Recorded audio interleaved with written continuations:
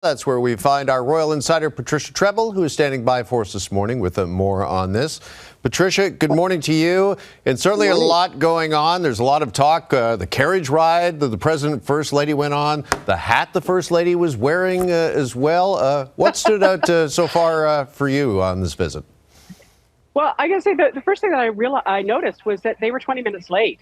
These events normally happen exactly on time, but the weather was not cooperating. It's incredibly overcast. Luckily, no rain.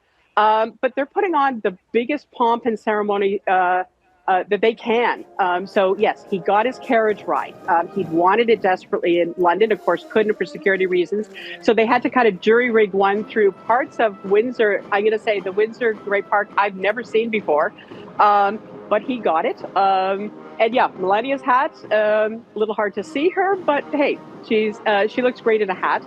And basically all that is going to continue through today. So we're going to have even more military ceremonies in the afternoon. And then, of course, leading up to the huge state banquet tonight. Patricia, you mentioned security, and we've seen a number of measures taken for security reasons. Yeah, it's extraordinary. They have actually put up huge barricades all around the area where he was in his carriage. So nobody could see into that area for security reasons. There are police absolutely everywhere. People were saying that it was taking quite a while to simply go from A to B within Windsor itself, even though he's not coming out into Windsor proper. He's staying within the confines of the castle. But it's just one of those measures. And a lot of the activities today are going to be within Windsor Castle. Like he's going to be going to see, to lay wreath at the tomb of the late Queen inside Windsor Castle. All right. And aside from this big state visit by the U.S. president, also making some headlines was the Duchess of Kent's funeral, which was held yesterday, Patricia. Wanted to ask you about that, and in particular, this photo between Charles and Kate that a lot of people are pointing to that shows the continued closeness between these two. Yeah, this was, it's a lovely, sad family event, right? So the Duchess of Kent died earlier this month, 92, an absolutely beloved member of the royal family. So everyone came together.